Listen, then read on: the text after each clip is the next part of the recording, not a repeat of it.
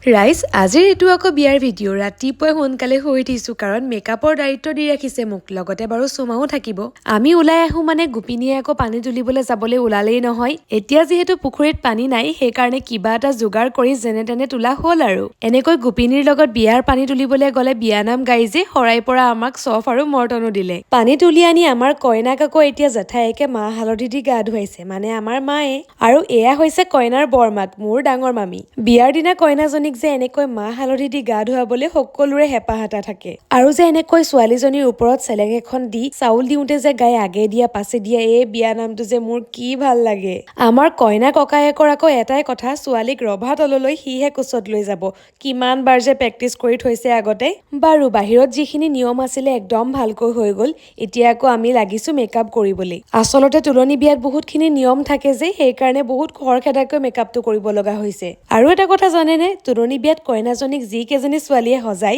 সিহঁতক লৈও কিন্তু গোপিনীসকলে জোকাই বিয়ানাম গাই থাকে দেই আৰু এতিয়া আহিলে আমাৰ পেট পূজাৰ সময় মানে আমাৰ মেকআপ কৰি কমপ্লিট আমাৰ কইনাজনীক কেনেকুৱা লাগিছে কমেণ্ট এটা কৰি জনাব আকৌ যদি আপোনাৰ স্পেচিয়েল দিনটোত মোৰ পৰা মেকআপ ল'ব বিচাৰে তেতিয়াহ'লে মোক কণ্টেক্ট কৰিব পাৰিব